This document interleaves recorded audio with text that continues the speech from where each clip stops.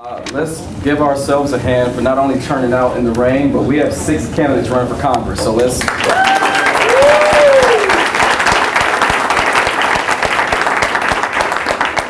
My name is Daniel Blackman. I'm the chair of the 7th Congressional District, and on behalf of this district and all of us who organize and all of us who work and live and enjoy ourselves in these communities, I want to welcome you and I want to thank you for being a part of this forum. At this time, if Randy can come forward, if we can stand to our feet and get ready to the Pledge of Allegiance.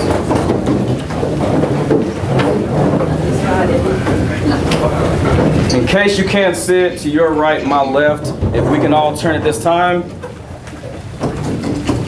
I pledge allegiance to the flag of the United States of America and to the republic for which it stands, one nation, under God, indivisible, with liberty and justice for all. We have Kathleen Allen, we have Carolyn Bourdeaux, we have Melissa Davis, David Kim, Ethan Pham, and Steve Reilly, who you will hear from in a few minutes. At this time, I'd like to introduce Shelly Gates, your moderator. She is not only a valued member of our community, an active member of our community, but she's with Jesse's House Emergency Shelter here, and we all know the importance of protecting our families and our communities. So I'd like to turn it over to our moderator at this time.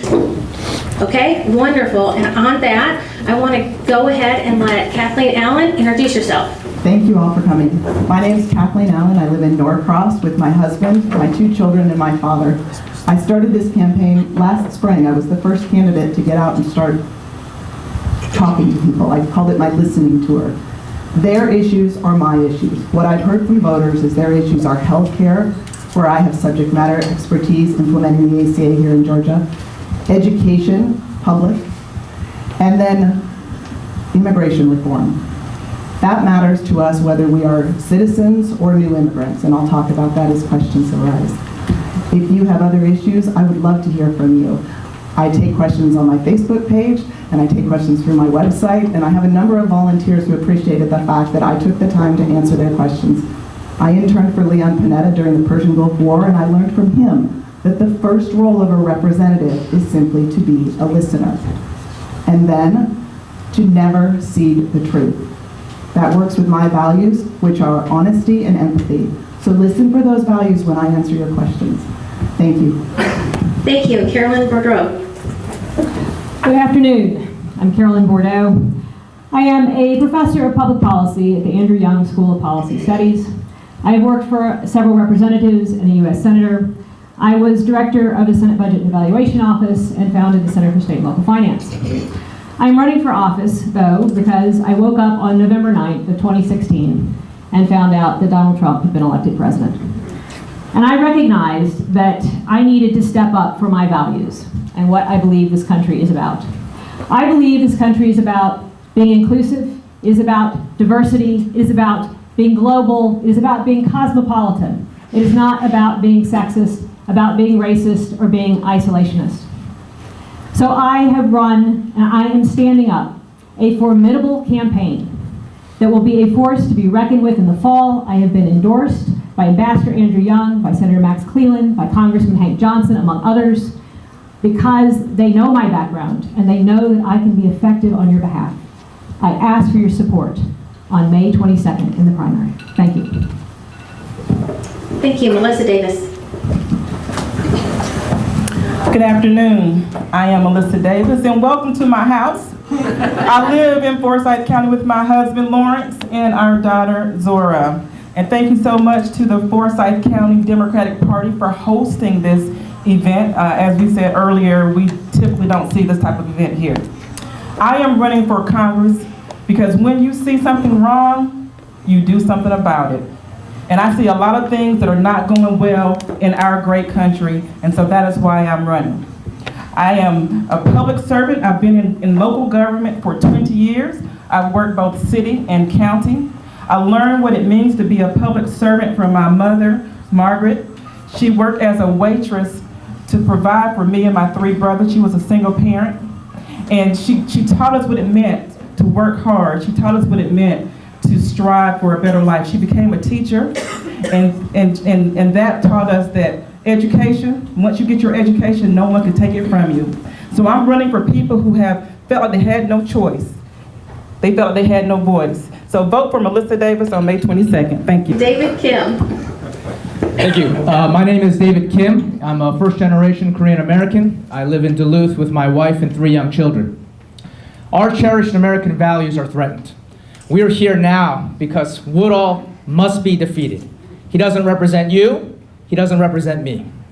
Like so many in our district, for many years, I was focused on supporting my students, my community, building my business, raising my kids. But 2016 happened, and all that changed. And let me be frank, Congressman Woodall represents all that is wrong in Washington. For myself, as a founder of C2 Education, I opened over 200 offices in both red states and blue states. I'm a consensus builder, an educator. I know how to win. It's not enough to know what the right answers are if you can't get results. I'm running to get results for you, and I will not quit until I do so. With your support, I can defeat Woodall, and we can bring common sense, integrity, and discipline back to our Congress. Thank you. Ethan Pham. Good afternoon. My name is Ethan Pham. I live in Duluth with my wife, Jenny. I'm running for Congress because this country has given me and my family so many opportunities to make a better life for ourselves. So I'm running for Congress to make sure that those same opportunities will be available for all Americans, regardless of who they are. I was born in South Vietnam. My dad and granddads fought against communism. They fought for freedom and democracy over there in South Vietnam. Unfortunately, after the war, the communists took over and threw my dad in prison. When he got out, he did the paperwork to get us to America. I was 11, my brother was 4, my sister was a newborn baby. We struggled at first, but we had some help. My siblings and I, we got to eat because of food stamps. We got our shots because of Medicaid.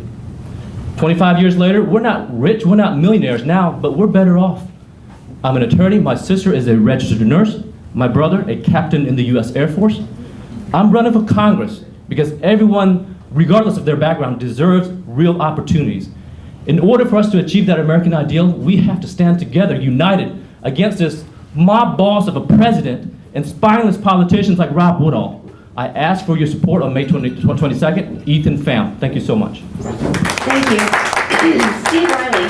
Thanks very much. I'm Steve Reilly. I'm a longtime resident of Gwinnett County. I'm an attorney. I practice law over in Lawrenceville in a small firm. I'm a military veteran. I'm the only military veteran among the Democratic candidates in this race, having served 4 years of active duty as an officer in the United States Army. I previously served as the chairman of the Democratic Party in Gwinnett County and as the 7th District Chair for the Democratic Party of Georgia. Folks, I'm running for Congress because I'm alarmed at the direction of our great nation under the presidency of Donald Trump. The distraction, division, delusion, dysfunction, dishonesty, fake news, and alternative facts, those are all features of the Trump administration and their enablers in Congress. Among those enablers is the incumbent Republican Rob Woodall. We need a Congress, a new Congress, that's going to serve as a check on the worst impulses of this president. At the same time, we need a Congress made up of men and women who will bring forth a positive plan for moving our country forward from this point. I intend to be a part of that. I look forward to talking with you about that plan during the course of our forum today. Thank you. So, thank you all for starting, and I'm going to, does that first microphone work? Yes. Okay. This first question is going to actually be for all of you to answer at the same time, because I don't have to go through each one of you. But before we start, we can acknowledge that come November, one of you is going to be on the ballot in the general election. And I would like you to raise your hand if you could pledge to support whichever one of you ends up being that candidate, to fully support them and commit yourselves to help them beat Rob Woodall. Yes. Will you take that pledge? Do. Thank you. The first question is going to start with Kathleen, and everybody's going to have an opportunity to answer it, and then the second one to Carolyn and on down. We had 7 topics. I don't know if we'll have time to get to all of them, but we'll do what we can. So, Kathleen Allen, beginning with you, it is exceptionally difficult for the average person to run for Congress, especially against an incumbent with a sizable war chest.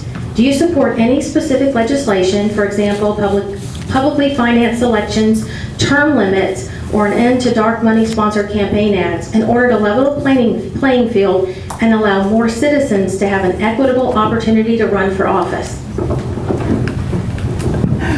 Very long question. Short answer is yes. So I had a campaign event a few weeks ago here in Forsyth County, and I asked the folks in attendance, what is the measure of a successful campaign? And one woman raised her hand and said that you've raised the most money. And as she was saying that, a gentleman to her right interrupted that the candidate wins. I said, you're right. All the money in the world, John Ossoff lost. I think he ran a very good campaign in a very tough district. When I started my campaign, I looked at the numbers and realized that this district was twice as winnable as his was. So I started my campaign. And then 5 other Democrats followed me into the race, knowing that this is a flippable district. Money is not all that matters. Voter enthusiasm matters a great deal. It takes money to get a message out, but it also takes hard work. There are 3 candidates up here who've raised the most money, and then there are 3 candidates who've raised a comparable lower amount of money. But I would argue the enthusiasm for folks like me is greater, and that's what our polling tells us, which is why I'm continuing my race. I think we need public financing of campaigns because it enables us to level the playing field and work on getting our message out rather than just raising money out of state from voters who are unaware of the issues in our district. Thank you. Carolyn, I'm going to stand up because I think it might be better so folks can see it. Yes, I strongly support campaign finance reform. So when I got into this, and I appreciate folks who are, working hard at this race, but I sat down with Stacey Abrams, and I asked her, what does it take to run a congressional race? And she said, well, you've got a great policy background, but you need to know that this is really about fundraising. And I went and talked to lots of other people who've run congressional races all over the country and here. Jim Martin, who ran statewide here and ran a number of races. And they all said the same thing. They said, you don't have to raise the most, but you do have to raise enough to be able to communicate. And it is quite hard, I will tell you. So I have raised $470,000. I have raised it from over 2,000 donors, from folks giving $200, small amounts, chipping in to make this race work. And I'm deeply appreciative of that support. But you all guys need to know that when we come to November, the Koch brothers have said that they're going to spend $400 million to keep the House in Republican hands. The Republican National Committee just said the other day they're going to spend $250 million to do it. They're going to sneeze and drop in a couple million on behalf of Rob Woodall. And they will put that out on TV, they will put it out on radio, and they will be able to communicate with people that if we do not have money, we will not be able to communicate with. That being said, every day when I do this, I tell folks, I am doing this so that your children do not have to. So that we can have races that are not based on money. I believe in public financing for congressional races with a match for small dollar donors, and I think we need to work to end Citizens United. Thank you. Melissa Davis.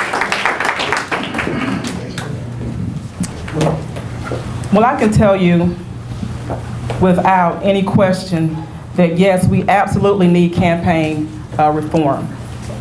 I am likely one of the candidates here who may not have the most money, but I have the heart to run. I'm passionate about what I'm doing. I have a daughter and you have children that I want to be able to represent in Congress, because we have a political system that tells you you have to be wealthy or you have to be a particular type of candidate to be able to get people to get behind you financially. We have super PACs that have more money than both the parties combined. And when you think about the super PACs having more money than the parties combined, that is a problem. My opponents and friends, they are correct. We definitely need to do something about what's going on with the campaign finance issue. But what we have to remember is this. Money is important to get the message out, but people, each and every one of you, will determine who wins this race on May 22nd. You will determine who wins the race in November. People are what have been lost in this whole political process. Politics has become more important than the people. And me as a candidate, my campaign is very focused. I'm running a very people-powered campaign. That's all I care about, is what your message is, what your concerns are, what your issues are. And when all the candidates decide and realize that that's the most important thing, getting down to what the issues are, then we will have a much better political process. Thank you so much. David Kim? Yeah, I mean, we absolutely need to overturn Citizens United, as the other candidates have been saying. I mean, the amount of money that's in politics it's a funny thing. You know, free speech is no longer free, right? You need to have a lot of money to be able to say the loudest message you can on television. And that continues to be under threat for each and every one of us. You know, in order to enact proper campaign finance reform, and there's so many areas that we need to look at. I mean, it's no wonder that we continue to see not only money permeating into politics, but we're seeing other elements of our government participating in that infringement on free speech. You know, whether it's the FCC trying to roll back net neutrality, whether it's them allowing companies like Sinclair Broadcasting to amalgamate more stations to be able to share their propaganda. It's unfortunate that we have these things going on. I think one of the things that we also need to look at is we need to end career politicianism. Career politicians have to they're raising, on average, if you look at their disclosures, $2,800 a day. I mean, that's obscene. They're spending more time raising money than governing. The last race, which was talked about, $60 million. You know, one of the most expensive races ever in history. We need to reduce that special interest. We need to reduce that money in the politics that we have. I'm one of the few candidates in this race that have signed a term limits pledge, number one. I think we need to make sure that we have that in place. We need to do something about lobbying and special interests that exists. And we absolutely need to make sure that we put a check and balance on the government so that democracy can continue to persist. And I will fight for that. I will fight for your voice. I will fight to do what is right and make sure that we have a system that is good for our children, that can continue the freedoms that we believe in. Thank you.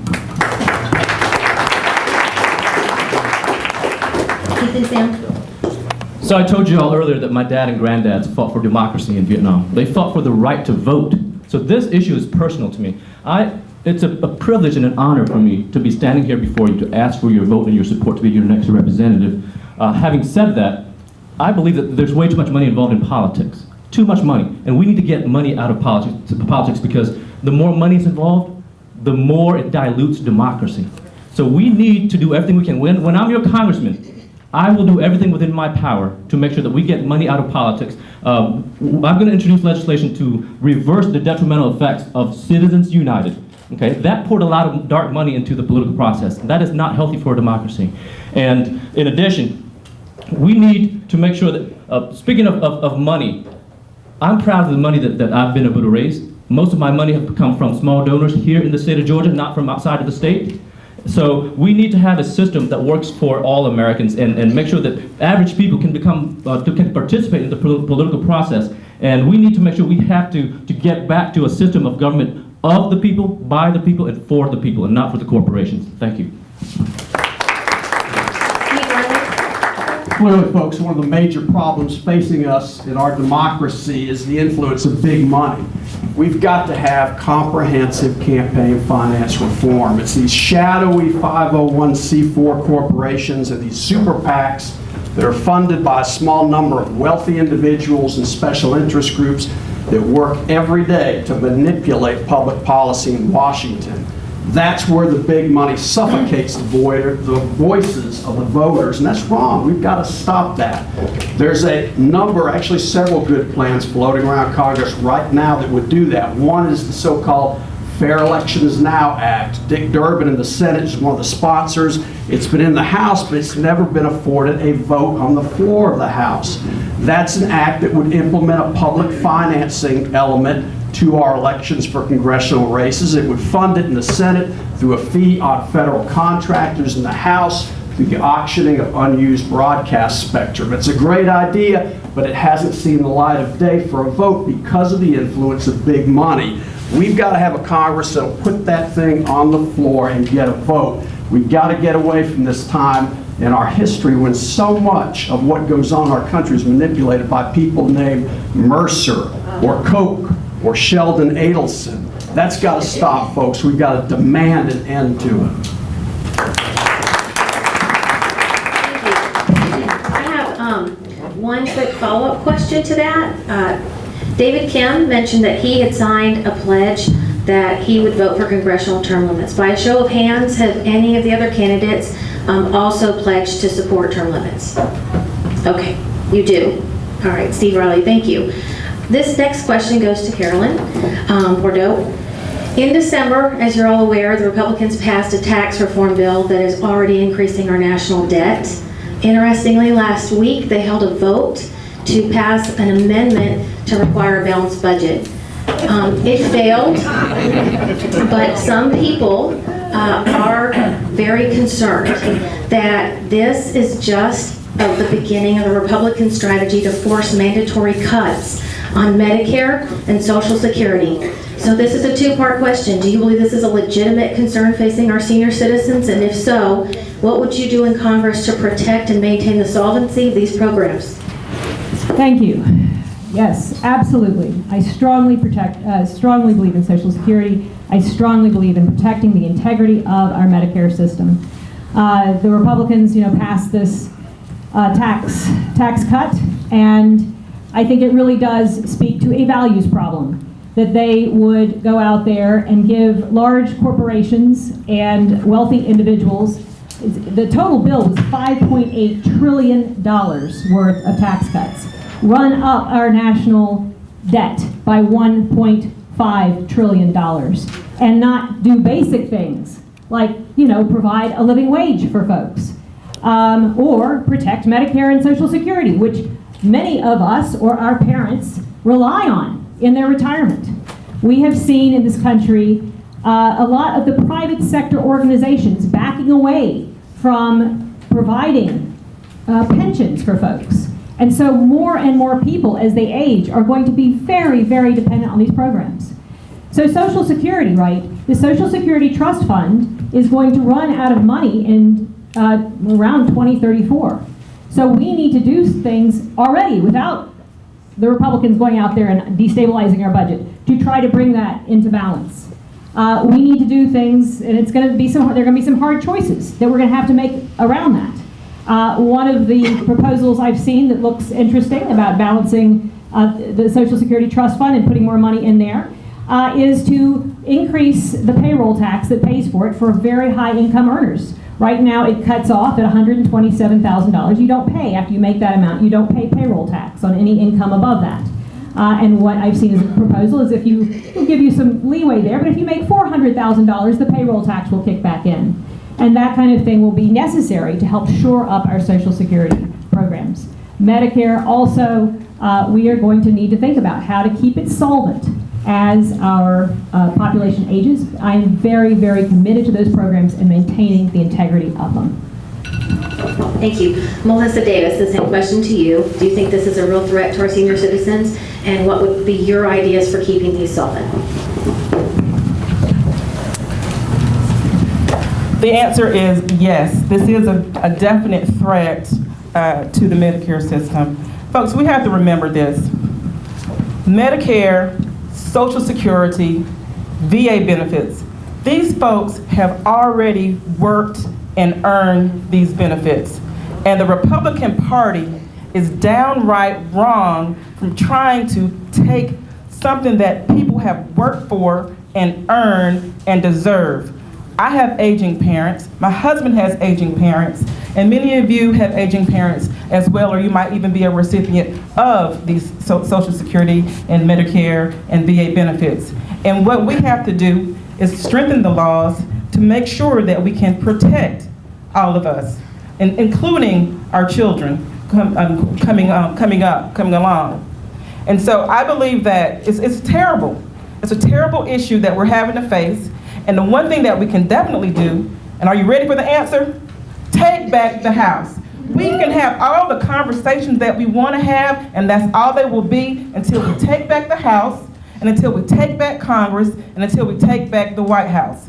I really need you to understand how important it is for you to vote. We can come up with a lot of solutions. We know we need to strengthen plans. We know we need to have some bills, some legislation in place. But until we take back the House, until we take back the Senate, and until we change this person that's in the White House right now, all of these are conversations.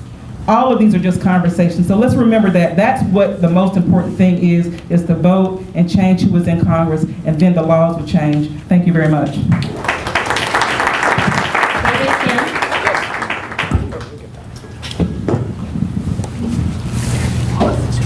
Same question? Yes.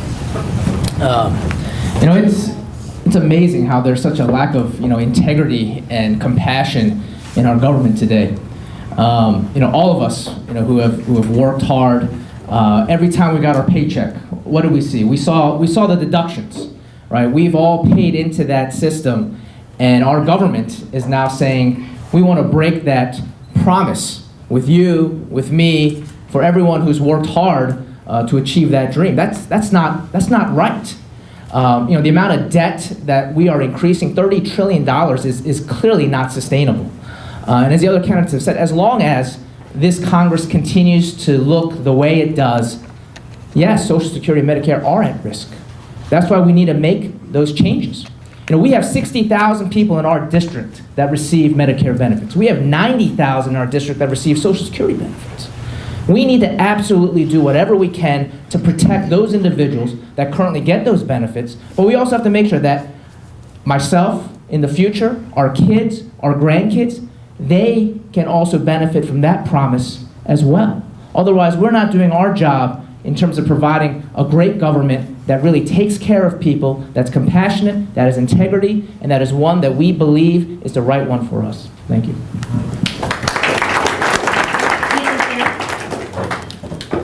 So, the decisions we make will show people what our values are and what our priorities are. The Republicans, they tell us, look, we don't have enough money for books and computers, but we're going to set aside money for guns and bullets to arm the school teachers. And then they're going to tell our seniors and vets that, no, we don't have enough money for Social Security and for the VA and for Medicare. Yet they turn around and write a check for $1.5 trillion to the massive corporations and the top 1%ers. Think about that. That is unconscionable. It is unconscionable.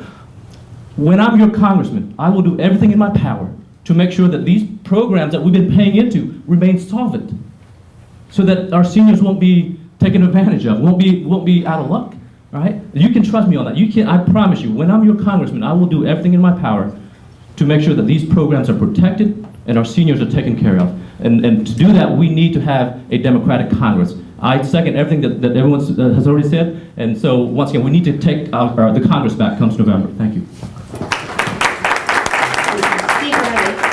Thank you. This question really takes us to a much larger issue, folks, and that is the erosion of the middle class in America. This country was built on the back of a large, vibrant middle class. And in recent years, too much of the wealth in this country has become concentrated in the top 1% of income earners. That's been a terrible trend that we have to reverse. Barack Obama understood that. So much of what he did during his tenure in the White House was geared at restoring the middle class, from the Affordable Care Act to changes in the tax code to reinforcing Medicare. That's what this is all about. The Republicans passed this massive tax cut that they ramrodded through with no Democratic votes, and now they're going to turn around and say, hey, we've got an even bigger debt, and so we're going to have to cut back on Social Security, Medicare, Medicaid. That's what's coming. That's what Paul Ryan has signaled. That's what we have to fight. This really comes down to a matter of choices, folks. And let me give you an example of what I mean by that. Check this out. You know what it would cost to pay for free public college tuition in this country for all Americans? It'd be about $47 billion a year. We could do that with some minor tweaks to the tax code. On the other hand, you know what it costs for combat operations in Afghanistan for next year, according to the Trump administration? $45 billion, about the same cost. Those are choices, folks, choices we've got to make. We've got to reinforce the middle class. We've got to restore middle class economic opportunity. We've got to reinforce Medicare for the long haul, Medicaid, and Social Security. Thank you. Kathleen Allen. Yes, in answer to your question, this is a legitimate concern. I've heard over the last several years, entitlement. Oh, it's an entitlement, as though that's a bad thing. It is not. We have paid into this and we should benefit from it. But if I come back to my honesty and empathy values, the truth is that baby boomers are a huge generation who are going to take a lot of money out of Social Security and Medicare. My generation, the Gen Xers, were pretty small, and then there's thankfully a lot of millennials. One of the ways that we will be able to sustain Social Security and Medicare programs are to raise the age at which people start to collect it. Not for those nearing retirement, I think that's an unfair burden to place on them. But for the younger Gen Xers and millennials, we've got to figure out that that's going to be necessary. Two other issues that tie into this, because many of the problems we face in America are related to other problems. We need the fight for 15. As Steve was talking about, we need wage earners to earn more money, to pay more money into Social Security. Corporations that pay very low wages end up being supported, their employees, by taxpayers who are earning a living wage. We also need to address immigration reform, because the reality is there are hundreds of thousands of undocumented immigrants in this country who pay into Social Security under fake names and Social Security IDs. And the reason they do it is because that shows that they're willing to pay taxes, and they hope that that will help them on a path to citizenship if we have immigration policy reform. So that money's coming in, and those folks are helping us, but they're never going to be able to collect it because they've paid in under a number that isn't really theirs. So we need to address immigration reform as well as the fight for 15 so that we can support Social Security and Medicare. The one thing I will absolutely do as your representative in Congress is fight any effort to privatize Social Security. I do not want profiteering off of our entitlement. Thank you.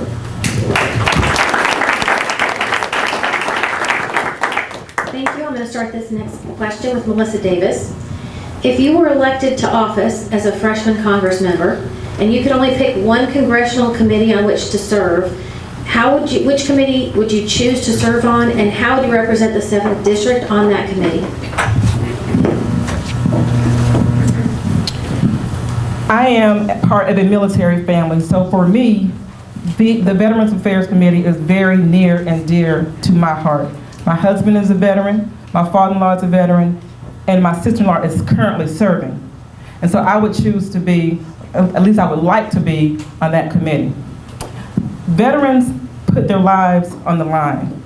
They are willing to die for this country when they sign up. And I believe that they should be treated with respect and with dignity. We have 22 million veterans in this country, and half of them do not receive their medical from the VA for a number of reasons. There are a number of reasons.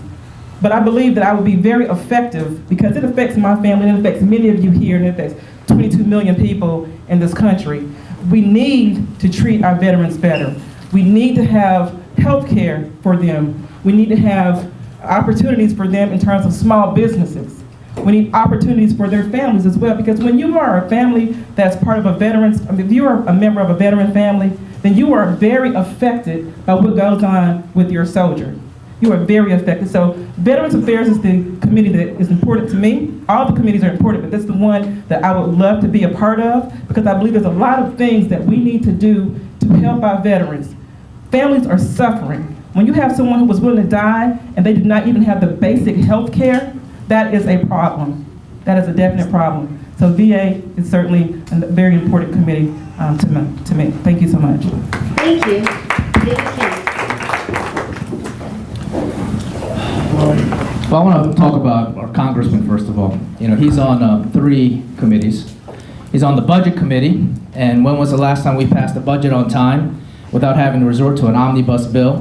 When's the last time that, you know, we had a reasonable review through an appropriations and a subcommittee review of that budget? Almost never. You know, this man is also on the Transportation and Infrastructure Committee. If you haven't realized, if you live here, Our traffic is awful. You go up 400, you get here, it's bad. You're on 85, it's bad. Every time we're on the road, it reminds us of what our Congress does, regardless of what committee he's on. That man also is responsible for overseeing the EPA. We know what's going on there with Scott Pruitt. What EPA? And then the Rules Committee, which he's on, the most powerful committee, that committee is preventing us from getting a vote on guns. It's preventing us from getting a vote to fix health care. It's preventing us from getting a vote on the Dreamers. It's preventing everything that is reasonable to everyday, hardworking individuals like you, like me, in this district. And so for myself, what's important to me is making sure that I listen to the concerns of everyone here, everyone in the 7th, everyone in Gwinnett, everyone in Forsyth, and make sure that I'm fighting for the right things, that I'm on the committee to make sure that we get the right things done for each and every one of us.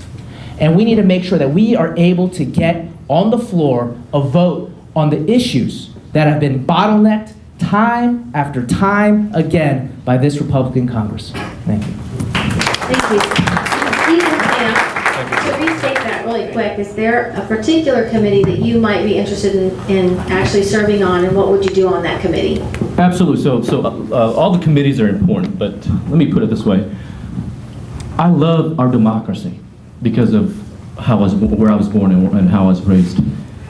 Our democracy was under attack by a foreign nation, okay? And our president has chosen not to do anything with it. I want to sit on the Intelligence Committee to launch a full-scale investigation into the dealings between Donald Trump and Russia, because I really believe that our democracy is being undermined and being attacked, all right? Devin Nunes has done nothing. He has not really done anything to investigate this president. He took the first piece of information, the first piece of damaging information that he could find, straight to the White House. What kind of investigation is that? So I want to be on the Intelligence Committee in order to help to look into the improper dealings between Trump and Russia to protect the integrity of our voting system and our democracy. In addition, I'm a former software developer. I will be in the best position to talk about these issues and to understand the intricacies dealing with cybersecurity to protect our infrastructure as it relates to our electoral process. And so the Intelligence Committee is the committee that I would prefer to be on, given the chance to be up in Congress. Thank you. Thank you. Steve Reilly, the same question. Committee preference really comes down to what committees have the most influence over the most number of issues. For me, restoring middle-class economic opportunity is the #1 key. Rules Committee, that's the place to be, because that committee controls what legislation comes to the floor. Everything has to come through rules, and rules is going to dictate when it's going to get a vote, whether it's going to get a vote, and how much time is going to be spent debating it.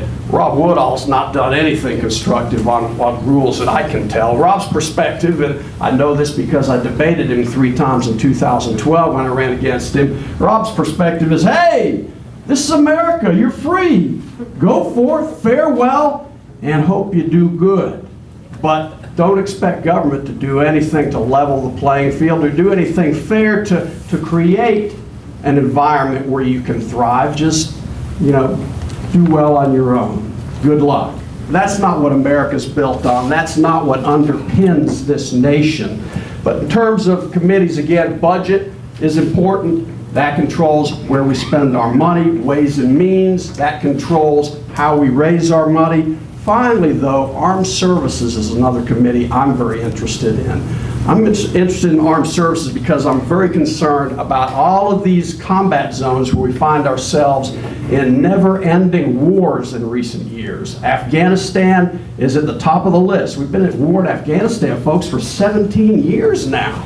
And yet, there's no end in sight. We've lost more than 2,200 Americans killed, more than 20,000 wounded, spent $1 trillion when all is said and done, and yet none of our elected leaders in Washington can even tell us what an end to that war would look like. We need a new plan for bringing an end to our military involvement there, and we need for Congress to reassert its role, its constitutional role in deciding where and when we fight wars. That's why I would want to be on Armed Services. Kathleen Allen. I'm a set ego aside. As a freshman representative, I may not get to serve on a committee. However, there are 3 health subcommittees in the House: Ways and Means, Energy and Commerce, and the Appropriations Committee all have health subcommittees, and I would look to serve on them because I've spent 23 years working in managed healthcare, and I have subject matter expertise in the ACA. We have work that needs to be done to stop undermining it and to support it, and I want to push legislation to move to a Medicare for all, healthcare for all system, and I'll tell you why. I hear a lot about, is healthcare a right or a responsibility?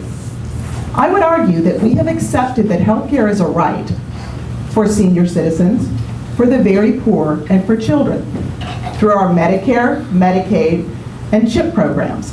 But we haven't accepted it as a right for the rest of us. And I believe that it should be recognized as a right for all of us, and we need to develop legislation to do that. There is a Medicare for All bill, H.R. 676, that Keith Ellison picked up after John Conyers left. And I will look into that. I don't know that it is exactly what we need. We have a lot of work to do to figure out what's worked poorly with the ACA before attempting something new. But I think any of those health subcommittees are where that real work is going to be done. I used to manage lobbyists, and I've spent the last several years working in the space between the laws that are written and for the nonprofit insurer that I work for, the people who have to obey the law. So that space in between the numbers, the money, the rules, and how you live with it is crucial to have somebody as a representative doing that work. And that's why I'm running, and that's the work that I will do on any of those committees should I be picked to serve on them. Thank you. Thank you. Carolyn? Okay. Well, on this one, I agree with Kathleen. I think one of the #1 pocketbook issues affecting people in this district and in this state is really healthcare. And as a result, the committees that I think will have the most influence over that are Commerce and Energy and Ways and Means. And those would be the ones that I would try to sit on. I believe that every man, woman, and child deserves access to affordable healthcare. And we have a long way to go to getting there. We have 110,000 people in this district who do not have health insurance. And our current representative, Rob Woodall, voted for legislation that would mean that 67,000 more people would lose access to their health insurance. And this is really wrong. And I'm sure every single one of you has some story about either the premiums going up or someone who didn't have health insurance and was badly damaged by that. I have dozens of them, but one of them that was a personal one was my sister's best friend growing up. Wanted to be a teacher. For a while she was a substitute teacher and she didn't have health insurance. She had a mole on her leg that started to change shape, but she was afraid to go see the doctor because she didn't have insurance. It started, she finally ended up getting a teaching position. She got the insurance. She went to the doctor, right, and the doctor looked at it and they had to do the CAT scan and it metastasized all over her body, right? And then after years of aggressive treatment, she died. And that's insane, right? And I can tell you story after story after story like that. If I sat on Commerce and Ways and Means, what we could do then is fix the Affordable Care Act. It was never implemented in the way that it was intended. It was never funded. It was litigated against. So we need to go back. It's the simplest and most straightforward way forward, and fix that. And then we need to introduce a public option on the exchange to bring down prices and make sure that everybody has an option for affordable, quality health care. Thank you. Thank you. This next question, we'll start with David Kim. As some of you have already touched on, the EPA has definitely rolled back a lot of regulations under this current administration. And climate change continues to be a serious issue facing not just this district, but people across the country and around the world. What would you do specifically to address the issue with fossil fuel? Well, I mean, #1, climate change is real. Science is real. Facts are real. And yes, I know, hard to imagine. Yet we continue to have an administration and a Congress that puts our EPA under attack. For those of you who might remember, I was probably an infant in diapers, but Richard Nixon, a Republican, actually formed the EPA, right? He understood that clean air, clean water is important and it's not a partisan issue. At that time, people were literally dying because of pollution. And we absolutely need to do something to protect our air, our water. Folks might not realize, right? Science is a beautiful thing. It's done so much to save lives. But we have seen over the last 10 years, because of climate, because of our environment, 1,000+% increase in autoimmune diseases, in infertility, in various cancers. Georgia, for those of you who may not know, has the highest rate of individuals under 40 suffering from strokes. And there is no medical reason beyond the environmental causes that's causing it. Now I know we have a landfill coming up a few miles north of us here. Do you think the EPA is going to do anything for us if there is damage to our air, if there's damage to our water? No, absolutely not. They care more about selling liquefied natural gas to Morocco, sending their whole staff, first class, 17 people. That's the kind of administration we have. Woodall, who's on the Budget and Infrastructure Committee, which oversees the EPA, what does he say? He says nothing. Absolutely nothing. So to your point, we need to get back into the Paris Accords. We need to be doing things to be at the forefront of green technology. That is the future. We are an innovative country. We are a great country, yet our Congress prevents us from doing this. I will make sure that we fight to do the right thing, protect our future, protect our kids. Thank you. So, in addition to studying business in undergrad, I graduated with a degree in science, in biology, and with a minor in chemistry. So I'm a firm believer in science. And let me go ahead and put this out front here. When I'm elected to Congress, I will be listening to people and getting data from scientists, not the conspiracy theorists. All right? That's what's happening with this president. He has put in charge Scott Pruitt as the head of the EPA, talking about, putting a fox in charge of the hen house. I don't know, I'm sure you guys have read articles about the smog problems in China, places like China and Vietnam. Just a year ago, there was a huge incident in Vietnam where tons and tons of marine life were killed because they allowed a company to dump toxic waste into their waterways. And then just 2 years ago, I was over there in Vietnam visiting, and 5 minutes after I walked out of the hotel room, swiped my finger on my face, there was a layer of dust on my finger. Okay, that's how dirty and polluted it is over there in certain parts of the world. And when I hear Donald Trump talking about dismantling the EPA or doing away with some of these agencies and putting people, climate change deniers in charge of these agencies that protect us, it irks me. It frustrates me. It angers me. So we need to do more to protect our environment. We need to make sure we invest in clean technology. We need to make sure that we invest in solar and wind technology. Not only is it going to be good for the environment, it's also going to be good for the economy. Think about all the jobs that will be produced here, right? So when I'm congressman, you can rest assured that I'm going to do everything in my power to push for clean technology and make sure that our environment is protected. Clean water, you have clean water and clean air to breathe. I want to pose a question to some of our friends, Republican friends who might be climate change deniers. Even if climate change doesn't exist, even if it's not real, what is so wrong with leaving a cleaner planet for our children and grandchildren? What is so wrong with that? Thank you. Steve Reilly. Folks, the Republican Party has morphed from the party of conservative governance to the Trumpism party, if you will. And what is Trumpism exactly? Well, it's a whole lot of bad things, but one of the things it is kind of a tribe of fear and loathing. That's what Trumpism is about, setting us against each other, climate science denying in general. That's all part and parcel of Trumpism, folks. We've got to undo that. We've got to take America back from that dark path that Trumpism is leading us down. When it comes to the environment, with Scott Pruitt at EPA, they have tried to dismantle every good environmental initiative that came out of the Obama years, starting with the Clean Power Plan, a plan to close coal-fired power plants and replace them with renewable energy, which is now affordable. The economy has changed. The economic metrics of renewables change completely. That's the new economy of the future. And the nations that get the edge in that economy are the ones that are going to prosper in this new economy. China realizes that.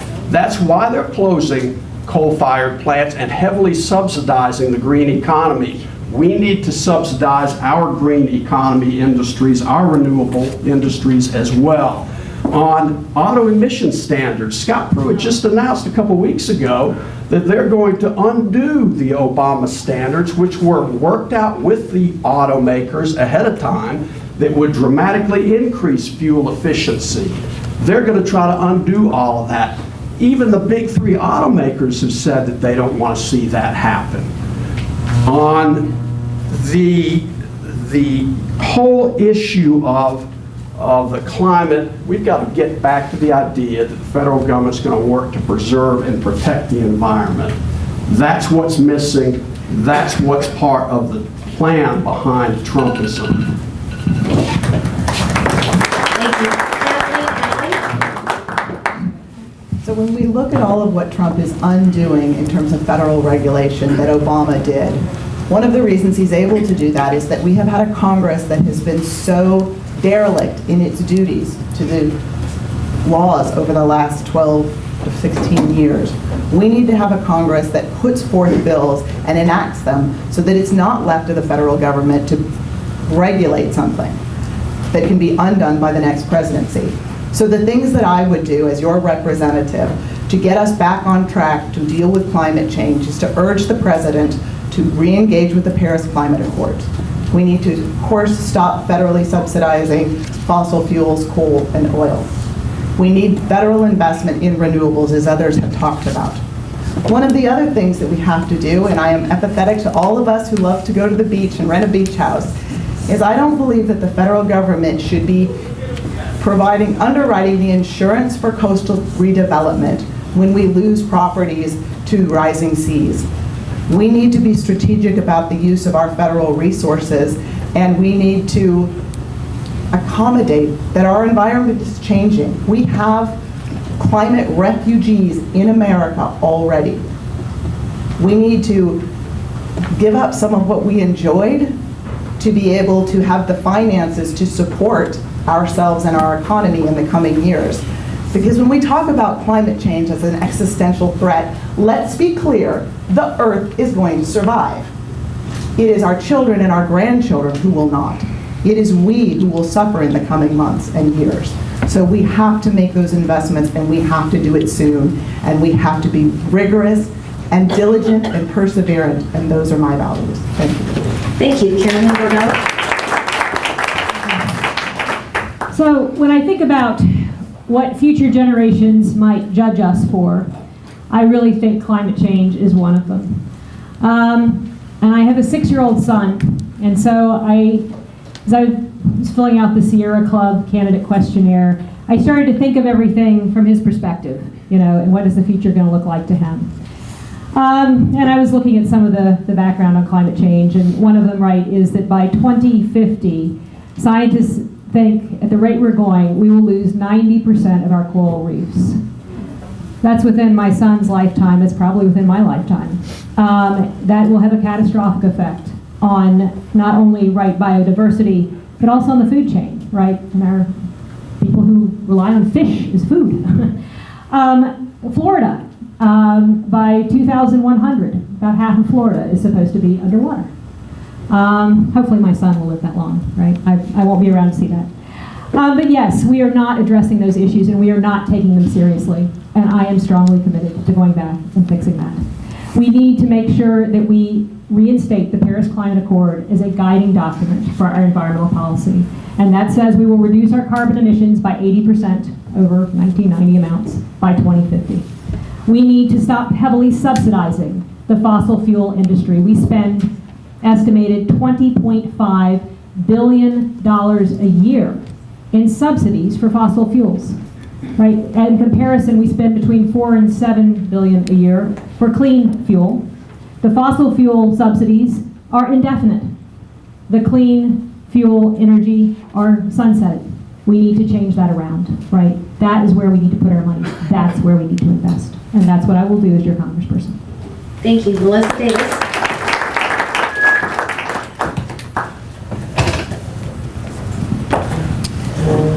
Folks, I'm gonna keep telling you the same thing over and over. The greatest threat to our planet, are people who do not believe in climate change. That's the greatest threat. And those are the people who are currently in Congress. So what do we need to do, folks? Answer the question for me. What do we need to do? Absolutely. That's the biggest threat that we have. If you don't believe in climate change, that's the biggest threat to this planet. That's the biggest threat to us right now and to the generations to come. My daughter is 11 years old, and when she was 9 years old, she was part of the Dave's Creek Environmental Club. We start them young in my family, we start them young. And we were going to dinner, and she said, "Mommy, why don't they understand?" And I said, "Well, understand what, babe?" And she was like, "Why don't they stop cutting the trees? Don't they know we need trees to breathe?" If a 9-year-old understands the importance of our environment and protecting our environment, I would hope that Congress would understand it. But we have a Congress, we have the Senate, we have the White House, they don't understand. So we have to vote on May 22nd to make a change so that we can continue to protect our environment for generations to come. Listen, you live in the United States of America. We have all of the technologies right here, right now. We have clean energy. We just have people who don't believe in using it. You have Siemens, I don't know that I can say a company, but you have Siemens, who's a big proponent of turbine energy and wind energy. We have all these things. We just have to have the right people in the right place. And right now, we do not have the right people in Congress. That is why I'm running, so that we can have someone who believes in climate change. I believe in climate change. Look at Puerto Rico. Look at what happened in California. Look at the floods. Look at what's happening right now. So let's change Congress, and then we can have people who really care about climate change. Thank you so much. Thank you. Ethan, I'm going to give you the last of the prepared questions so that we can take audience questions as well. In the final prepared question for this event, when running for office, many candidates say that they will reach across party lines and pass bipartisan legislation that they believe will benefit everyone across the country, as well as from their district. Would you share an example of any current Republican-sponsored legislation that you'd be willing to co-sponsor? Sure, I think, unfortunately, there's way too much division in our country. And I think a large part of that is due to the leadership. You know, the leadership of a country sets the tone for the rest of the country, just like the leadership of any organization sets the tone for the rest of that organization. And the tone that's being set by this current leadership is one of divisiveness and bigotry. And that's what's causing a lot of our legislators not to be able to work across party lines. So it's very unfortunate that we have that situation. So when I'm up there in Congress, I will be able to reach out. I'm going to reach out and try to work with members of the other party. Because, you know, believe it or not, we have to work together. We have to be able to work together in order to move our country forward, to do what's good for America.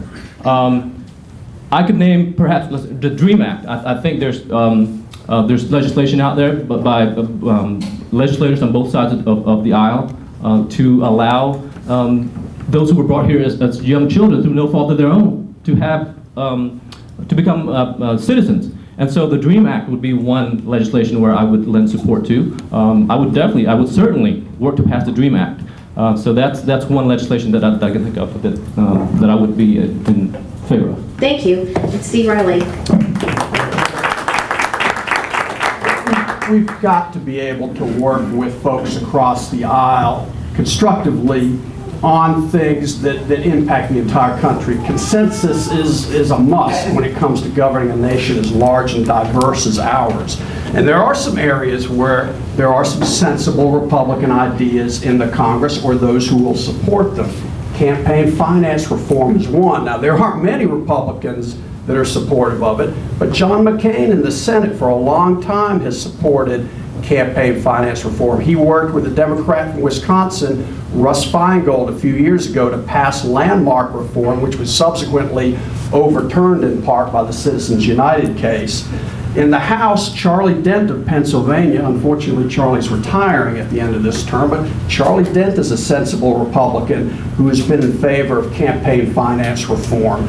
On gun control, we desperately need sensible gun control, and there are a few Republicans willing to buck the NRA who will work with us on that. One of them, interestingly, in the Senate is Pat Toomey of Pennsylvania. Pat Toomey's a big right-winger for the most part, but on guns, he was willing to author a measure that would have tightened universal background checks on firearms purchases. So, Walter Jones of North Carolina, a guy who's got a reputation as a hardcore conservative, has actually been in favor of various measures to pull back from our involvement in Afghanistan and some of these other overseas endless military conflicts in which we've been involved.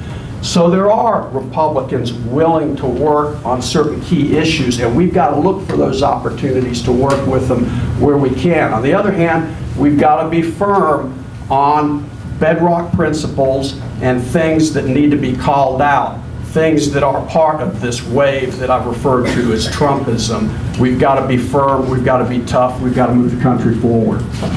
Thank you. Kathleen, Ellen. When we talk about working across the aisle, I think it's important to talk about who we are and how we relate in the world. I married a Republican. I clearly can get along with them quite well. I've spent my life and career with people with whom I disagree and have worked very well because I am by nature someone who collaborates. And that's a very different skill set than compromise. Compromise is you each lose something. Collaborate is you create something even better.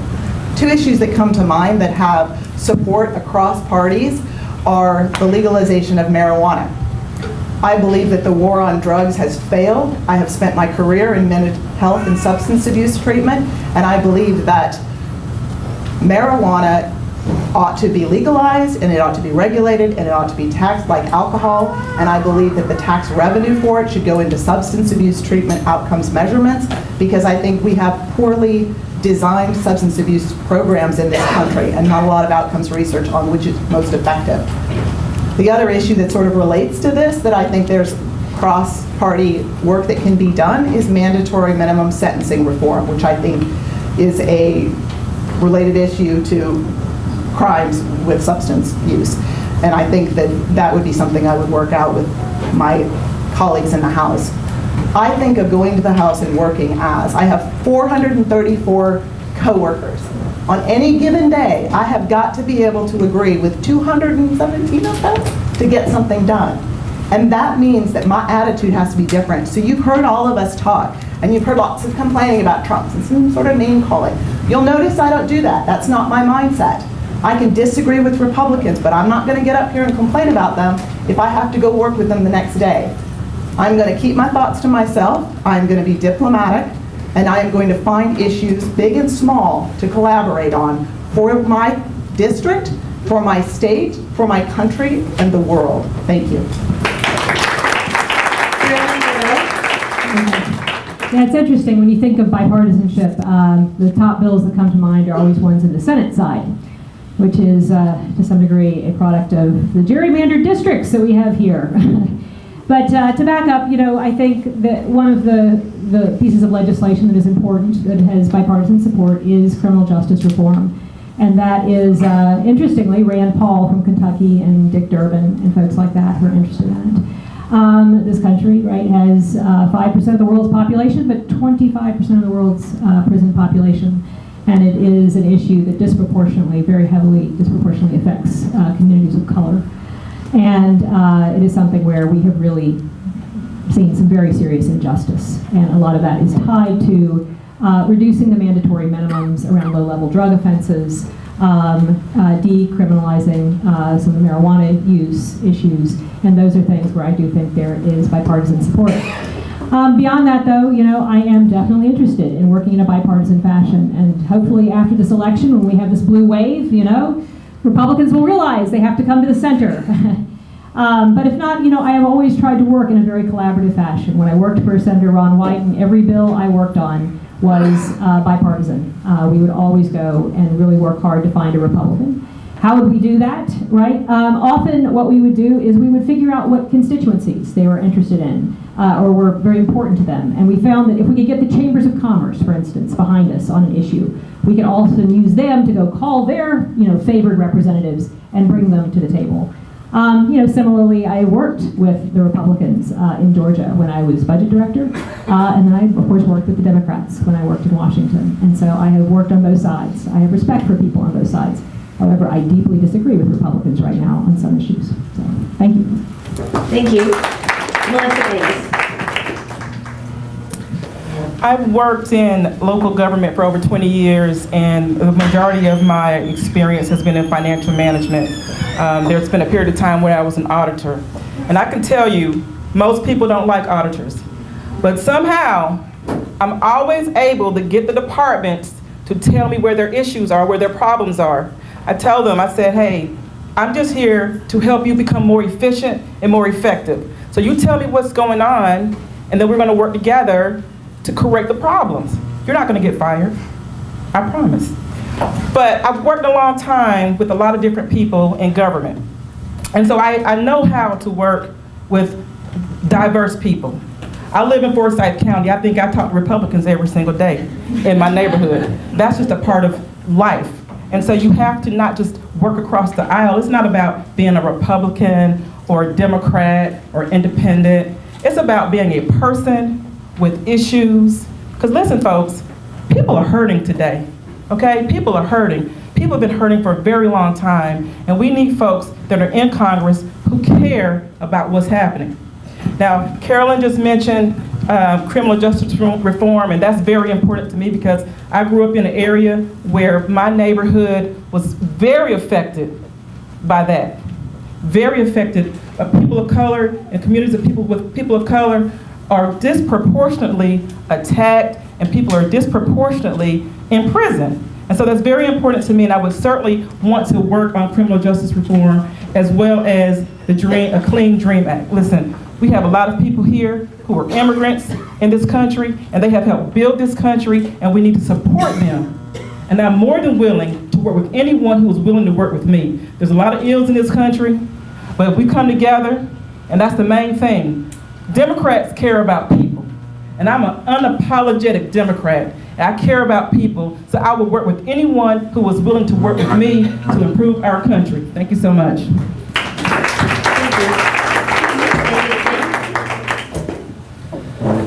Yeah, I mean, the best thing about going last is I can pretty much agree with everyone here. Say the answer is E.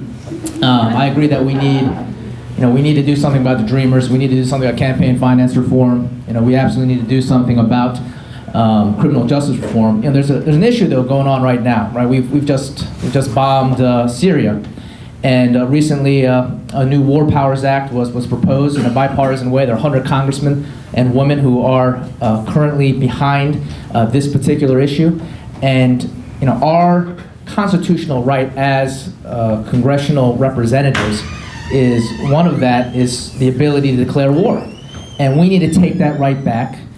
Because we have an individual in the White House, and I like to use the mental health issue here. I know he likes to use it with the gun violence.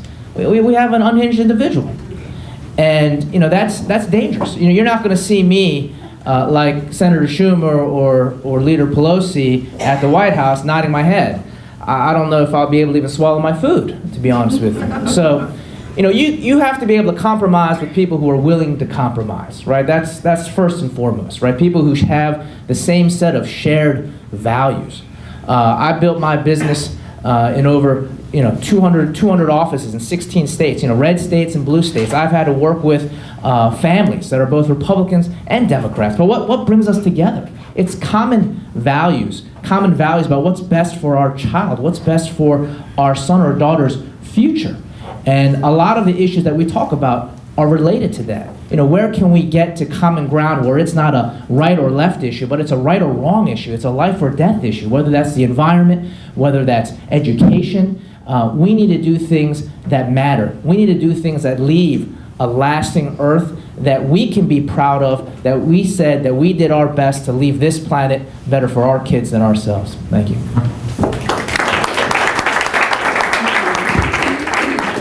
In this next segment, these are questions that the audience has presented, and Melissa Davis had commented on the criminal justice system, which leads into the first question.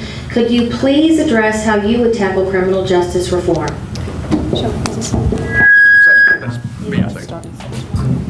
Criminal justice reform at the federal level is a little different from that which is on the state level. I do criminal defense work in my law practice, so I deal with these issues pretty frequently. On the federal level, folks, the big thing is sentencing reform. We've got these mandatory minimum sentences that originally were implemented to deal with the war on drugs. The result of those sentences over a number of years has been that we've locked up a sizable portion of our population with lengthy prison sentences that just aren't warranted under the circumstances. If we're talking about offenders, and I'm not talking about major drug traffickers, but lower level drug offenders, these folks shouldn't be serving lengthy sentences in federal penitentiaries. There need to be sentencing options outside incarceration. And there is, as has been alluded to earlier by the others, there is a move even among the Republicans toward recognizing that. We need to continue that. We need to do away with these mandatory minimum sentences and let judges ascertain what's appropriate on a given case instead of being locked into sentencing a defendant to a lengthy prison sentence for a non-violent offense. Violent offenders, violent repeat offenders, those are the folks that we need to be locking up. But non-violent, lower-level offenders don't need to be serving time in our prison system. That's the big key at the federal level. The war on drugs has left a lot of casualties in its wake. It's not helped us to incarcerate all of these users or even some of these mid-level felons who have had larger amounts, maybe even been engaging in some level of drug dealing. We've got to give them proportional sentences, not a 20-year sentence for somebody that had, a bag of marijuana that they were trying to sell. So, reasoned sentencing alternatives and guidelines are what we need at the federal level. Thank you. Kathleen Allen?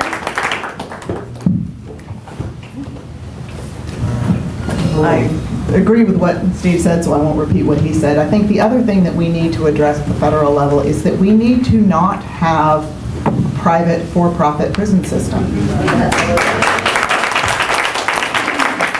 Judging by your applause, you understand why.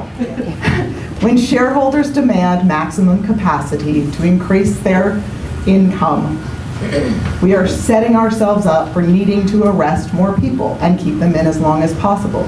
We need to end this for the prison system. We also need to end it for the immigration detention system.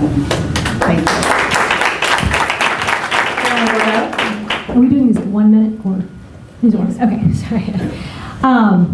Yes, so just to agree with Steve, we need criminal justice reform, reducing the mandatory minimums, giving judges more discretion. We do need to reduce our dependence on the private prisons because that obviously feeds back into our political system, right? And a part of our problem, they spend a lot of money to lobby legislators. One other issue, though, that I'd like to address in this context is mental health. So about 44% of our adult male prison population has mental illness. Our prisons have become our new asylums. And that is very much tied to our healthcare system, where people do not have access to mental health treatment. I just talked with a couple at a meet and greet the other day, and their son was bipolar. He was in prison, and he was getting the treatment he needed there. But the minute he comes out, they're like, he won't have medications anymore. Georgia did not expand Medicaid. There is no place for him to go. And so he will be back in prison within a few months. And we've reached this point where parents just want to keep their kids in prison because they know that they'll get the treatment they need, right? That's expensive, and that's wrong. And that's something I plan to fix. Thanks. Thank you. Melissa Davis? Well, I will say that I agree with the three people that just spoke before me. Listen, folks, when it comes to criminal justice reform, you can't deny that we certainly have an issue here. Steve was correct in what he said, and absolutely what Kathleen and also Carolyn said. I sit on the Region 1 Advisory Board for Developmental Health and for Behavioral Health and Developmental Disabilities. And we have a significant issue, and Carolyn's most certainly correct. I see it every other month when I go to my meetings, and we have people come before us to tell us what their issues are. They may have been long-term recoverers, addicts, or they may have had some mental issues that were undiagnosed, and they didn't know why they were doing what they were doing, but they landed in prison.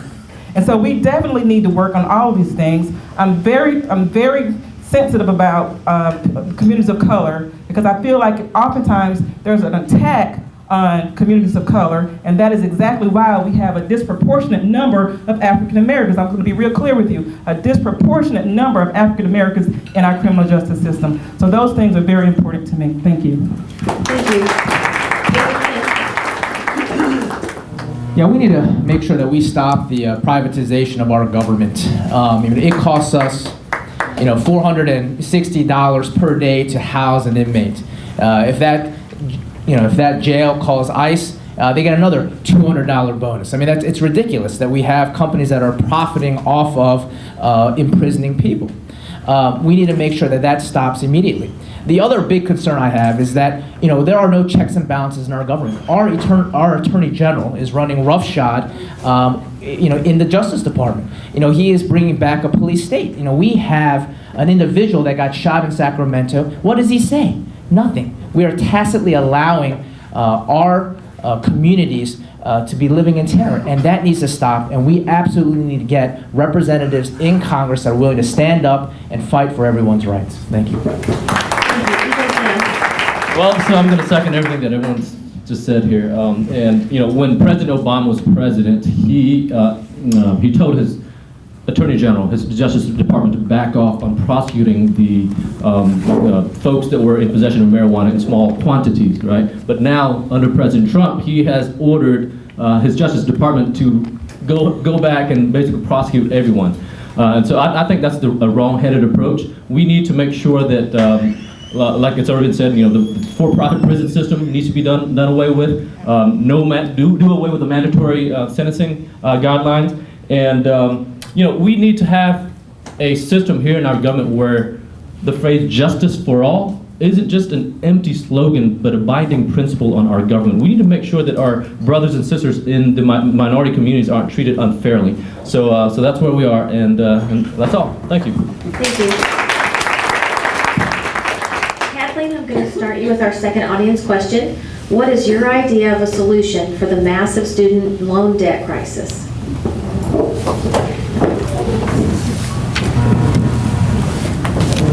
I think that we have two problems. We have three problems. There are the for-profit colleges, which have really contributed to this problem, that we need to have tighter regulations on them. I come from healthcare, and in healthcare we have what we term outcomes measures. Okay? So in education, I think an outcomes measure is how quickly do you get through? Do you get a degree where you can actually do anything with it? We need to regulate those schools more because they are taking advantage of far too many students, taking too much money, or increasing their debt, and sending them off with a degree that's not helping them get a good paying job. Then we have our public university system and our private university system. I went to a school where when I applied, my mom said, "How can we pay for that?" And I got more loans and grants than my brother did to go to a public school. We need to tighten, sorry, okay. 1 minute's hard, sorry. Carolyn Bourdeaux. Okay. Yes, so I graduated from college with tremendous student debt, so I'm very, very sympathetic to folks who face this type of issue. I think Kathleen is right. One issue here is that we need to tighten up on these for-profit institutions. They are predatory, and they are giving students junk degrees or degrees that the students won't complete their training, and they end up with massive amounts of student debt. Beyond that, though, we need a Congress that is going to support Pell Grants and Perkins loans and make sure that we are not cutting those programs, work-study programs, which is what Trump proposed to eliminate. We need people who are supporting those programs and building them out. We need to restructure our student loan programs so that the payback schedules are tied to income, and students that take on debt in their programs are not going to have to go, they can go into community service. They can go into jobs that are lower paying and provide service to the community with that. So those are some of my solutions to that issue. Thank you. Thank you. Melissa Davis. Yes, student loan debt certainly is crippling these young people when they graduate from college. And I agree with Carolyn in terms of Pell Grants. I think that the federal government really needs to extend more Pell Grants. Actually, I received Pell Grants when I was going to college at the University of South Carolina, Gamecock. But we do have programs that here are that the federal government offers where you can work for be a public servant and have some of your loans forgiven. And so I think we need to expand those programs, and that will certainly help in terms of trying to reduce some of this debt from these young people. So that's what I think the solution is, to increase the grants and expand the public service component to these young folks. Thank you. Thank you. David Kim? Yeah, I mean, no one in this race has more experience working with college entering kids than I do. When I first started my business almost 18 years ago, the cost of college tuition was half of what it is today. Why has college tuition doubled while wages have been stagnant? And a lot of that is because of the way we are funding our schools. Our government, our Congress just recently passed a $1.5 trillion tax cut. How is that going to impact other things? Those costs have to come from somewhere. And those costs ultimately result in city taxes being increased, municipal taxes being increased, and the cost of college tuition increasing. And we need to put in responsible congressmen who put in responsible budgets, who understand what our people need, what our community needs, so that you don't get it on the back end and surprised later on. Thank you. So, of course, we can increase the Pell Grants, and I think also at Georgia State there's a program where they have a fund where people who are in their third year or fourth year, where they're almost close to finishing out their degree, and they run out of scholarship, they can tap into this program, and it helps them to finish out their degree so that they can graduate and get a good paying job.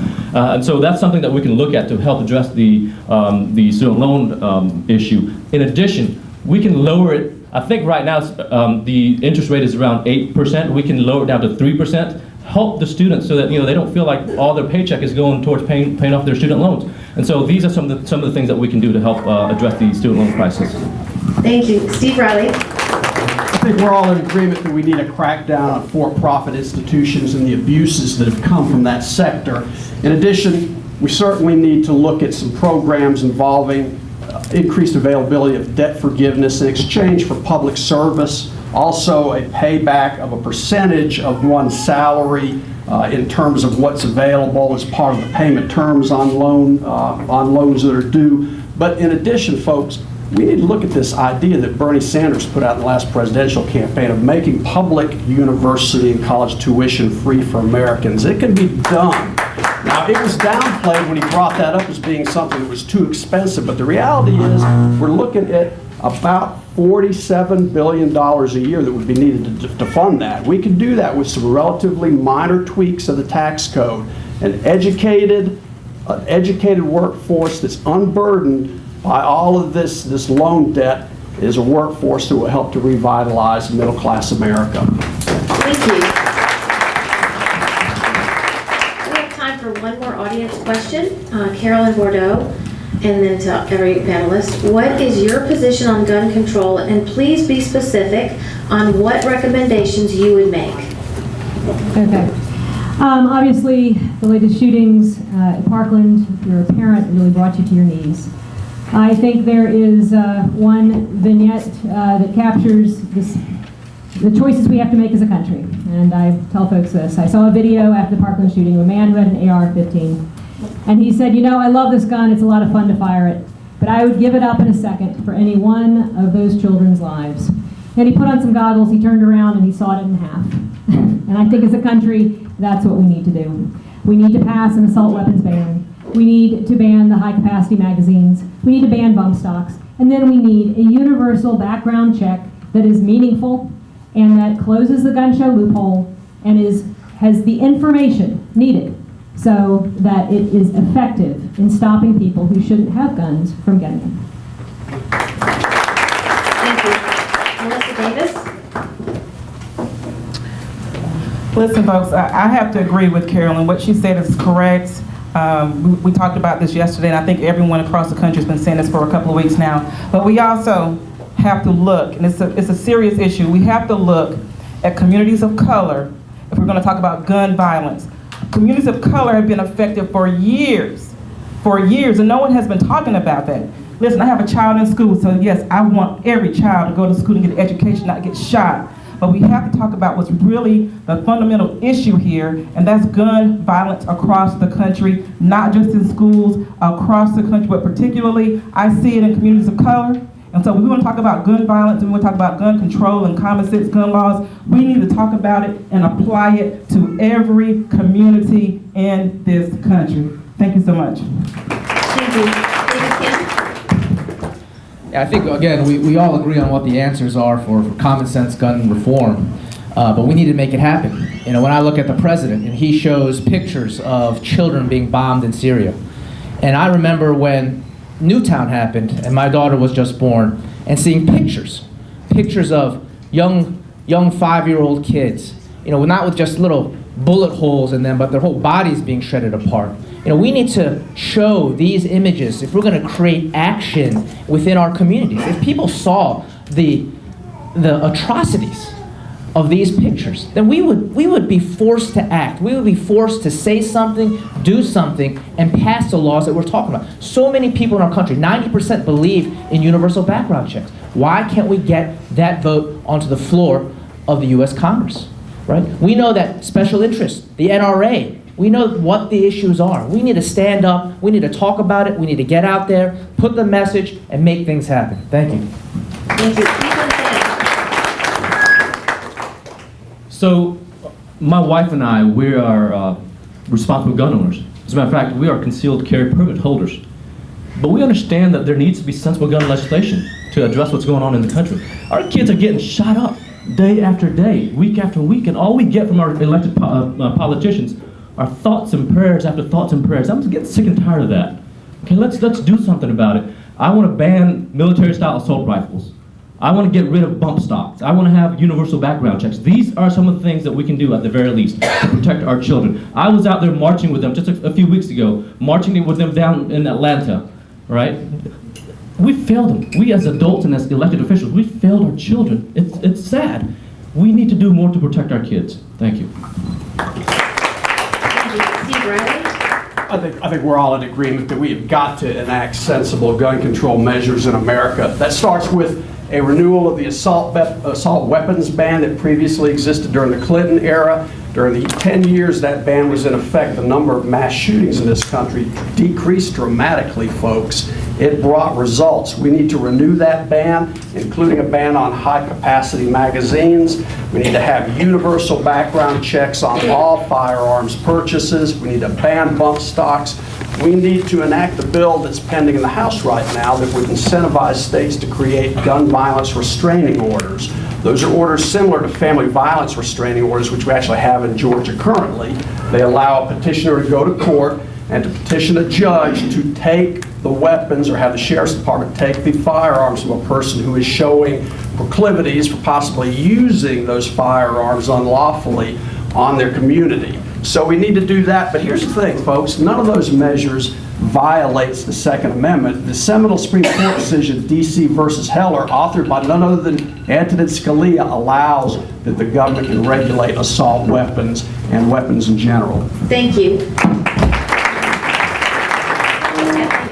I agree with all of the specifics they've mentioned, but I would also add that we need to increase the tax on ammunition. If we want people to use their guns less frequently, let's use that tax revenue for mental health and substance abuse treatment. We've talked a lot about children dying at the hands of folks with guns, but do you know the demographic who is most likely to commit suicide using a gun? 40-year-old males in their 40s. We're losing 22,000 people a year to suicides.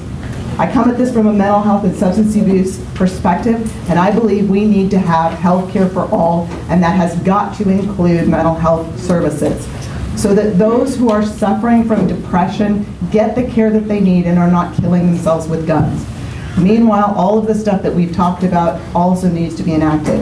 In healthcare, there's never one solution, but you keep trying everything you can to save lives, and we need to do that in America with regard to guns. Thank you. Thank you. So that concludes the questioning part, and each candidate is going to have 2 minutes to close. And I would like to start this section with Steve Reilly, if you don't mind, and then move all the way down to the other end, ending with Kathleen Allen. Thank you. Thank you all for coming out this afternoon. You know, amid all of the political noise and fury and the rhetoric and finger pointing that are so much a part of this political tribalism that's descended on us in recent years, something's been lost. Trust, dignity, empathy, common sense, the truth, a little bit of all of these things, I think. And for too long, those in America who sought to divide us against each other have been on the ascent. We've got to rise to meet and resist them. When I say resist them, I don't mean violently or driven by vitriol, but I mean in a way that calls to the best in all Americans, the diverse voices and faces that strengthen our social fabric every day and remind us of the promise of America at its very best. It starts with getting back to the fundamental idea that we're all in this together, and we're not going to let any group of our fellow Americans get left behind. It continues with, again, embracing the twin notions of shared sacrifice and shared prosperity. And finally, it requires a rededication to restoring and strengthening the ties that bind each of us to the other, to our communities, and to the nation at large. In doing those things and in finding ourselves as a nation and bringing about the national renewal that I think we so badly need, folks, we simply cannot afford to fail. The stakes are too high. Those stakes are our futures and those of our children and grandchildren. We've got to have a government and a Congress, a new Congress made up of men and women who understand that mission and pledge themselves to it. And you know what? Win or lose this campaign, that's a mission of which I intend to be a part. So with that, I ask you for your support in the Democratic primary. This is not a blue district. We're going to need a candidate, a nominee who's got true roots in the district, who can bring independent voters and reasonable-minded Republicans repulsed by Donald Trump as well as the Democratic base to the polls in November. I think I'm that candidate. Thanks very much, folks. Thank you.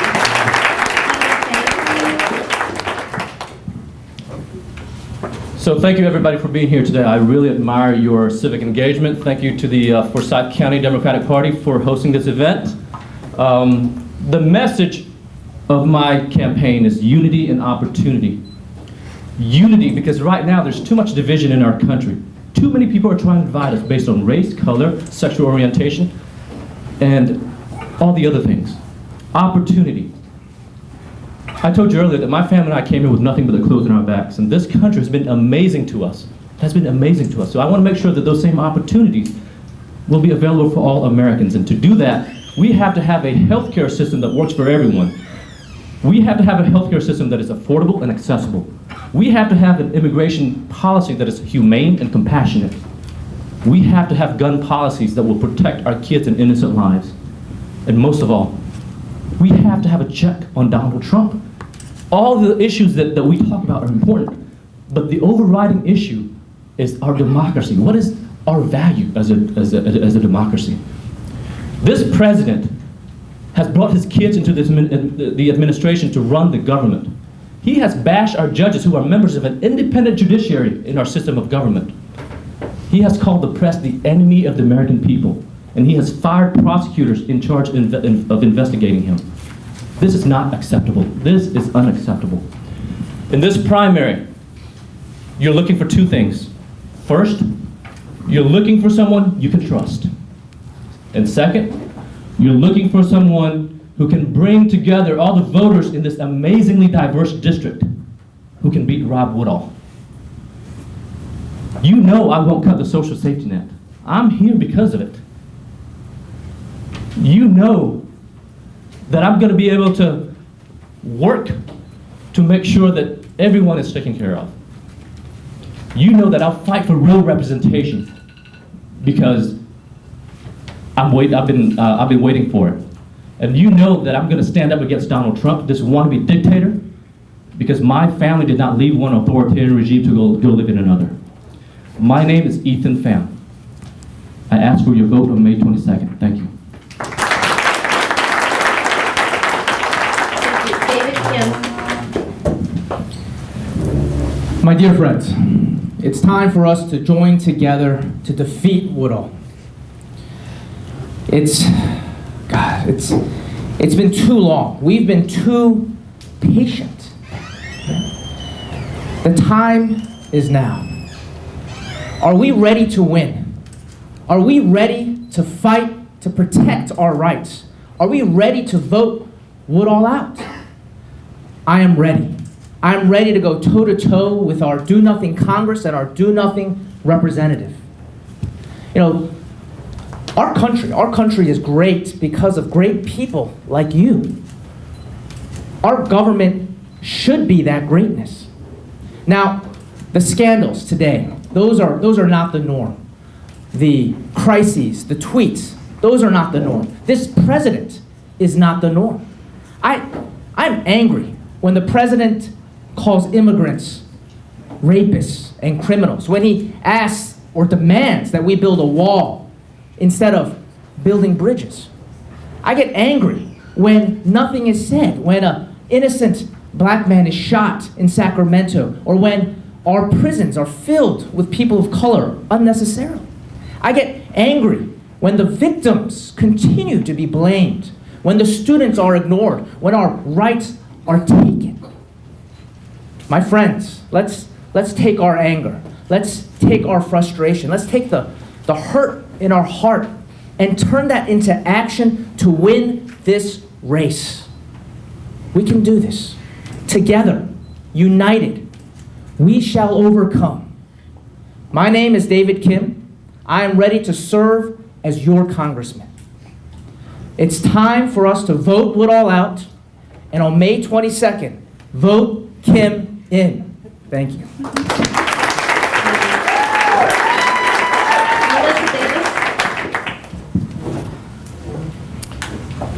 We live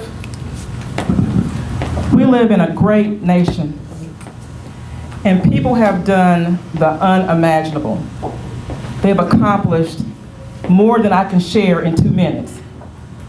And I tell my daughter, who's sitting right here, that she can do and be anything she wants to in our great nation. I'm standing before you today knowing that 30 years ago, I was not allowed to live in Forsyth County. I'm looking around this room, I'm looking at this table, and I see people who don't look like me, but people who are ready for change. We are diverse, but we are one. We are people who want change. We are people who will love this community. We are people who love this country. But we know that there are problems. We know that people are hurting. As I've gone around this district campaigning for the last couple of months, and just living here talking to my neighbors, people are hurting, and they're saying, we want a representative who can change our circumstances. I grew up in a county that was last in the country for education. So I know what hard work means. I know what determination will get you. Change. When someone cares about you, things will change. People cared about me. They came together as a community.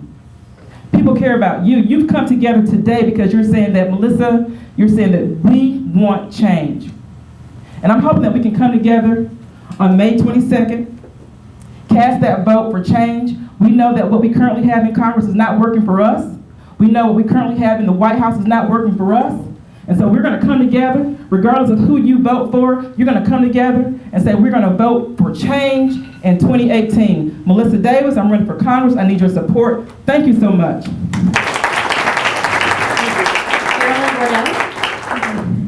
Thank you all for coming tonight, and thank you to the Forsyth Democratic Party for standing up this event. I am the daughter of teachers. My parents had a deep commitment to social justice, to education as the foundation of a strong democracy and the platform for upward mobility. and their values have very much informed my life. One of my formative stories is that when I went to college, my parents went bankrupt, and we lost everything, including our house. And this was a dark time, and I was not sure that I was going to be able to make it through college. But I went on Pell Grants and Perkins loans and Stafford loans, and the community chipped in to help me, and I worked very, very hard. And when I graduated, the exit interview with the student loan officer, she sat me down and she said, "Carolyn, you be careful. You've got a lot of debt. You need to get a job." But my father sat me down and he said, "Carolyn, don't you ever forget, this country invested in you, and you pay that back." And that also has deeply informed my commitment to public service. And it is something I think about when I look at my son. What does his future look like? Are we going to be able to invest in him so that he will have opportunity going forward? I am running for office, yes, because of Donald Trump. I am also, though, running because I do think our Congress is broken and our current congressman is not representing this area well. Part of it is corporate money going into our Congress, and that's creating problems with prescription drug prices, with our ability to solve environmental problems, with the gun issue. But it also is a problem of values. I really do not understand the values of a congressman who would allow 110,000 people in this district to be unrepresented. I don't understand the values of a congressman who would pass a massive $1 trillion corporate tax cut and not provide for a living wage, not provide for paid family medical leave so that you can take care of a child or an aging parent. I am here to stand up for the values that you and I share, and I ask for your support and vote on May 22nd. Thank you. Kathleen Allen. Finally, I am Kathleen Allen. I don't have an inspiring origin story. That's not why I'm running. I am running to represent you. And as I said when I introduced myself, I bring you my values of honesty and empathy. I will represent every one of you in the room. The gentleman in the hat with a skeptical look on his face throughout today's meeting. The young lady with a big smile. The even younger lady in the back of the row. You who's working for another candidate. I will represent all of you in this district. That is what you need in a representative. I always refer to myself as a candidate for the representative. I don't ever say congresswoman, because I represent you. That is what you need. We have failures in Congress, and we need to elect a different type of representative if we want a different type of Congress. So I will go. I am the most progressive Democrat along this row. You reach out to me, you ask me a question, I will tell you my answer. Half my volunteers were folks who emailed me a question, and I took the time to answer them because they are my constituents. Constituents are not voters necessarily. They are just folks who live in the district, and they are not out of state and out of district donors. They are all of you, and that's who I am running to represent. I'm Kathleen Allen. I was the first candidate. I will be at the top of the ballot. I thank my husband for what I refer to as my alphabetical privilege. I ask for your support. It takes money. I could use that, but I could also use canvassers, phone bankers, and postcard writers. We're getting thousands of postcards out in the coming days, and if you want to write a few, we've got some in the minivan. Otherwise, I ask for your support, your vote on May 22nd. Likely on July 24th, with 6 of us, there's going to be a runoff. Put that on your calendar so you can get an absentee ballot if you're on vacation, July 24th, and then in November as well. Thank you all for being a part of our representative democracy. Good afternoon.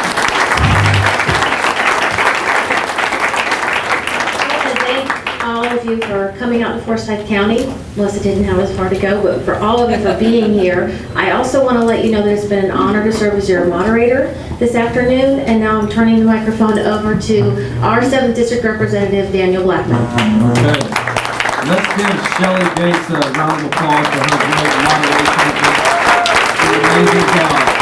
I'm just proud to know that we have 6 candidates running in the 7th District. Great job to all of you that are up here.